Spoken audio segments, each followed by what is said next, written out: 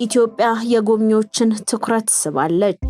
ታዳጊ አገራት የገጠማቸው የዕዳ ጫና፣ ህወሓት አንዋጋም ያሉ የአርሚ አባላት ላይ ጥቃትን ፈጸመ። የሃይማኖት አባቶች አንድነትን መስበክ ይኖርባቸዋል።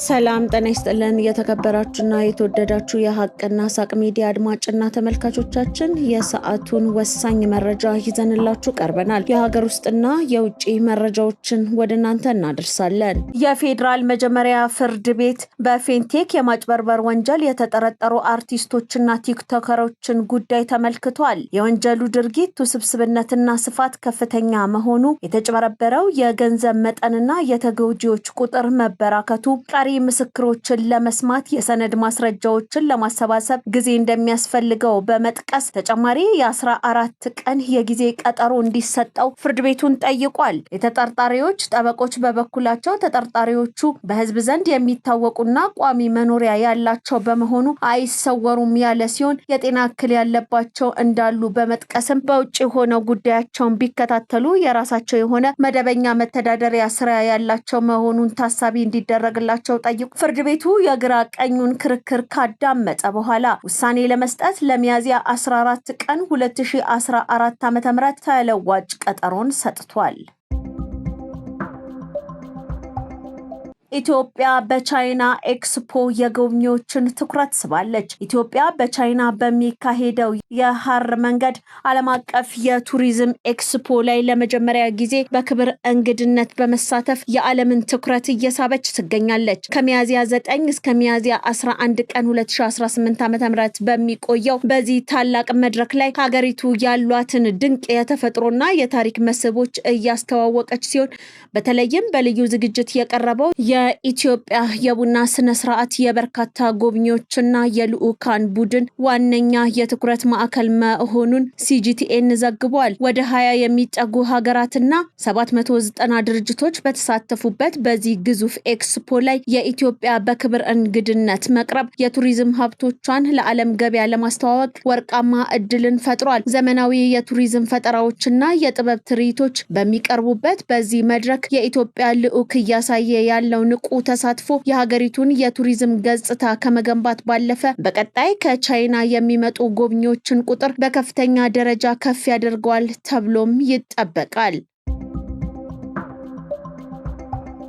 ኢትዮጵያ እያስመዘገበች ያለው ሁሉን አቀፍ እድገት ዓለምን ማስደመሙን ቀጥሏል። የዓለም አቀፉ የገንዘብ ድርጅት IMF ይፋ ባደረገው የኢኮኖሚ ትንበያ ኢትዮጵያ ከሰሃራ በታች ካሉ ሀገራት በኢኮኖሚ እድገት የመጀመሪያውን ደረጃ ይዛለች ብሏል። በዚህ በ2026 የኢትዮጵያ እድገት 9.2 እንደሚሆን የተተነበየ ሲሆን ይህም ኢትዮጵያ ከሰሃራ በታች ካሉ ሀገራት ቅድሚያ እንደሚያደርጋትም ተቀምጧል። በሚቀጥሉት ዓመታትም የኢትዮጵያ እድገት በአፍሪካ በኢኮኖሚ እድገት ቀዳሚ ከሚባሉ ተርታ እንደሚመደብ IMF በትንበያው ላይ አስቀምጧል። ይህ ዓለምን የሚያስደምም እድገት እንዲሁ በቀላሉ የመጣ ሳይሆን ቀንና ማታ ተለፍቶበትና ተሰርቶበት ነው። ለዚህም ነው በጠቅላይ ሚኒስትር ዶክተር አብይ አህመድ የሚመራው የኢትዮጵያ መንግስት ኢትዮጵያን በዓለም ፊት ከፍ ከፍ እያደረጋት ነው የሚባለው።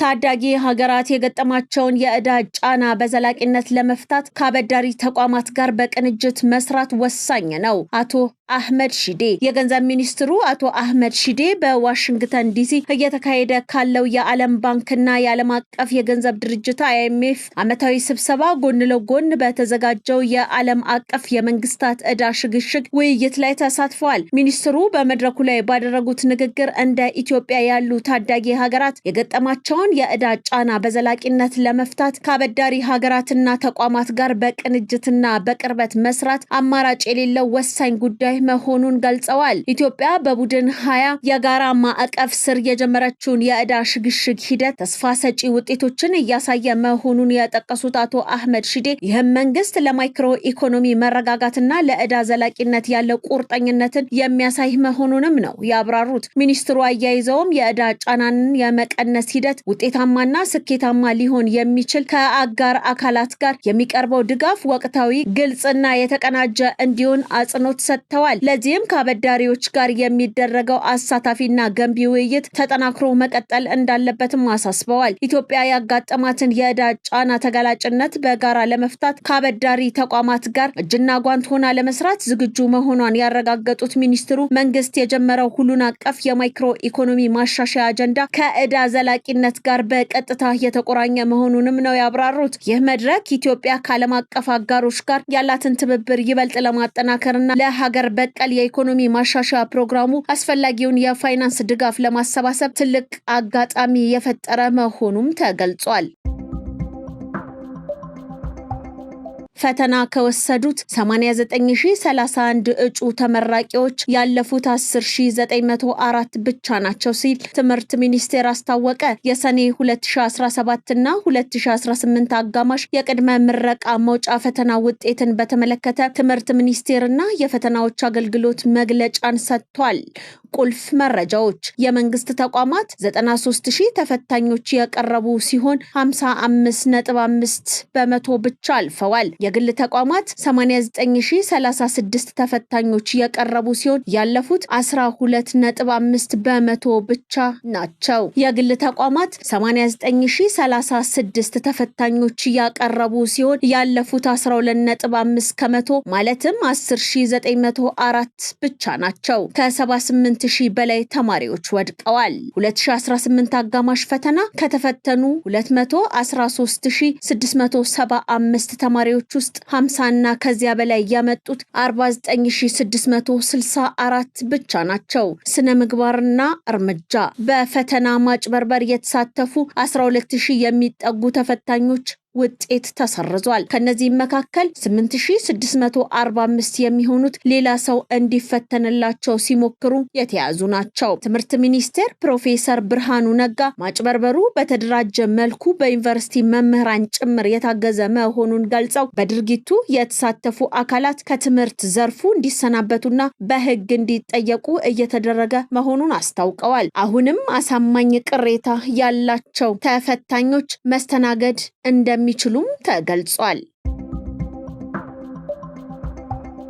ህወሓት አንዋጋም የሚሉ የቀድሞ የአርሚ አባላትን በመደብደብ አካል ጉዳት እያደረሰባቸው ይገኛል። ህወሓት ለትግራይ ህዝብ እልቂት፣ ርዛትና ረሃብ ብቻ ነው ያመጣው፣ ስለዚህ ለህወሓት ብለን ጦር ውስጥ አንገባም የሚሉ የቀድሞ አርሚ አባላት በርካታ እንደሆኑ የሚታወቅ ጉዳይ ነው። በዚህ የተበሳጩት የህወሓት ባለስልጣናት አሁን ላይ አንዋጋም የሚሉ የቀድሞ የአርሚ አባላትን በመደብደብ ወደ ጦር ሜዳ ለማስገባት እየሰሩ መሆኑ ታውቋል። ለዚህ ማሳያ እንዲሆን በጀነራል ፍስሐ በየነ በሚመራው አርሚ 11 ውስጥ የቀድሞ አባል የነበረ ምስሉ ላይ የሚታየው ካህሱ ኪዳነ ትናንት 3 የታጠቁ የህወሓት ታጣቂዎች ተዋጋ ብለው ሲጠይቁት አልዋጋም በማለቱ ምክንያት በአካሉ ላይ ከፍተኛ ጉዳት አድርሰውበታል። በአሁኑ ወቅት ሆስፒታል ገብቶ በሕክምና ላይ እንደሚገኝም መረጃዎች ያሳያሉ። ህወሓት አንዋጋም የሚሉ የቀድሞ የአርሚ አባላትን በመደብደብ አካል ጉዳት እያደረሰባቸው እንደሚገኝም ከውስጥ የደረሱን መረጃዎች ያመላክታሉ። ርዕሰ መስተዳደር እንዳሻው ጣሰው በምስራቅ ጉራጌ ዞን በቡኢ ከተማ እየተከናወኑ ያሉ የልማት ስራዎችን ጎበኙ። የማዕከላዊ ኢትዮጵያ ርዕሰ መስተዳደር ዶክተር እንዳሻው ጣሰውና ሌሎች የክልልና የዞን ከፍተኛ የስራ ኃላፊዎች በምስራቅ ጉራጌ ዞን በቡኢ ከተማ አስተዳደር በመገኘት የማዕከላዊ ኢትዮጵያ ክልል ርዕሰ መስተዳደር ዶክተር እንዳሻው ጣሰውና ሌሎች የክልልና የዞን ከፍተኛ የስራ ኃላፊዎች በምስራቅ ጉራጌ ዞን ቡኢ ከተማ አስተዳደር በመገኘት ብሉ ኤሌፋንት ፋይበር ቦርድና የቡኢ ከተማ አዳሪ ትምህርት ቤትን ምልከታ እያደረጉ ይገኛሉ። በጉብኝቱም ርዕሰ መስተዳደሩን ጨምሮ የክልልና የዞን ከፍተኛ የስራ ኃላፊዎች፣ የአካባቢው ባለሀብቶች እንዲሁም የከተማና የወረዳ አመራሮች ተገኝተዋል። ዘገባው የምስራቅ ጉራጌ ዞን መንግስት ኮሚኒኬሽን ጉዳዮች መምሪያ ነው።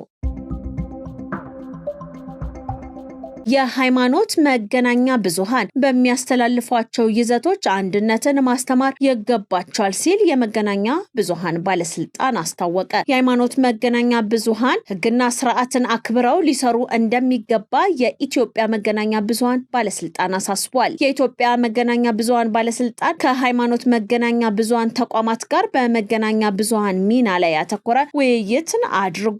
የባለስልጣኑ ዋና ዳይሬክተር ወይዘሮ ሃይማኖት ዘለቀ በዚህ ወቅት ባደረጉት ንግግር የሃይማኖት መገናኛ ብዙሃኑ የሌሎችን እምነት አክብረው በሚያስተላልፏቸው ይዘቶች አንድነትን ማስተማር ይገባቸዋል ሲሉ አሳስበዋል። ተቋማቱ በሃይማኖተኞችና በህብረተሰቡ መካከል መከባበርን የሚንዱ አንድነትን የሚሸረሽሩና ሕግን የጣሱ ይዘቶች አየር ላይ እንዳይውሉ ሊከለከሉ እንደሚገባም አሳስበዋል። የኢትዮጵያ የሃይማኖት ተቋማት ጉባኤ ሰብሳቢ ሊቀ ትጉሃን ቀሲስ ታጋይ ታደለ በበኩላቸው ጸብና ጥላቻን ያዘሉ ይዘቶችን ማሰራጨት ከየትኛውም ሃይማኖት አስተምሮት ውጪ እንደሆነ ገልጸዋል። እንዲህ አይነቱ ተግባር ከምድራዊ ሕግ ባለፈ የፈጣሪን ትእዛዝ መተላለፍ እንደሆነም አጽንኦት ሰጥተውበታል። የመገናኛ ብዙሃኑ ትውልድን በስነ ምግባር የማነጽና መከባበርን የማስረጽ ኃላፊነታቸውን በአግባቡ ሊወጡ እንደሚገባም ተጠቁሟል። በኢትዮጵያ 51 የሃይማኖት መገናኛ ብዙሃን ፈቃድ ወስደው እየሰሩ ይገኛሉ።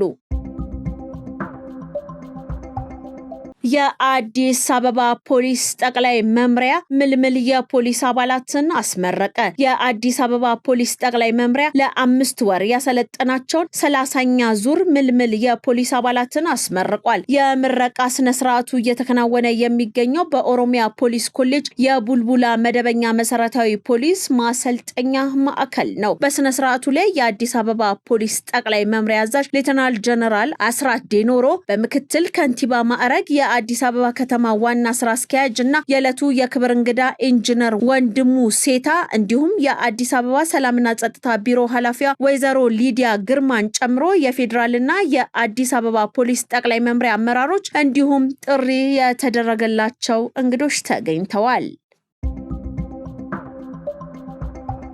እስራኤል በመላ ሀገሪቱ ታውጆ የነበረውን የአስቸኳይ ጊዜ አዋጅ ማንሳቷን አስታወቀች። የእስራኤል የሀገር ውስጥ እዝ በመላ ሀገሪቱ ታውጆ የቆየውን የአስቸኳይ ጊዜ አዋጅ ከቅዳሜ ምሽት ጀምሮ እንዲያበቃ መወሰኑን አስታውቋል። የእስራኤል የሀገር ውስጥ እዝ ዛሬ ባወጣው መግለጫ ከኢራን ጋር ተፈጥሮ በነበረው ጦርነት ምክንያት ተጥሎ የነበረው የአስቸኳይ ጊዜ አዋጅና ገደቦች ሙሉ በሙሉ እንዲነሱ የሚያስችል ውሳኔ ማሳለፉም ነው የታወቀው። ይህ ውሳኔ በሀገሪቱ የነበረውን የደህንነት ስጋት መሰረት በማድረግ ተጥሎ የነበረውን ገደብ የሚያነሳ ሲሆን ከቅዳሜ ምሽት ጀምሮ መደበኛ እንቅስቃሴዎች እንደሚቀጥሉ እዙ ጠቅሷል። ከዚህ ውሳኔ በኋላ የእስራኤል ነዋሪዎች ቀደም ሲል ተጥሎባቸው የነበሩትን የእንቅስቃሴ ገደቦች፣ የሰዓት እላፊና መጠለያን የተመለከቱ ትዕዛዞችን ሳይከተሉ ወደ መደበኛ የዕለት ተዕለት እንቅስቃሴያቸው መመለስ እንደሚችሉም ተብራርቷል። የእስራኤል ውሳኔ በመካከለኛው ምስራቅ የተከሰተውን ጦርነት ወደ ማብቂያ መቃረቡን የሚያመለክት ነው የተባለ ሲሆን ኢራን የሆርሙዝ ሰርጥን ክፍት ማድረጓ በእስራኤል የጦርነት ስጋቶች እንዲቀንሱ አድርጓል መባሉን አልጀዚራ ዘግቧል። እስራኤልና ሊባኖስ በአሜሪካ አሸማጋይነት በተደረገ ድርድር የ10 ቀናት የተኩስ አቁም ስምምነት ላይ መድረሳቸው ይታወሳል። በእስራኤል አሜሪካና ኢራን መካከል ዘላቂ የተኩስ አቁም ስምምነት ለማድረግ ንግግሮች እየተደረጉ እንደሚገኙ ዘገባዎች ያመለክታሉ። ውድና የተከበራችሁ የሐቅና ሳቅ ሚዲያ አድማጭና ተመልካቾቻችን የዕለቱ ወሳኝ መረጃችን የተከታተላችሁትን ይመስል ነበረ። ቀሪ ዝግጅቶች ይኖሩናል። መልካም ጊዜ ይሁንላችሁ።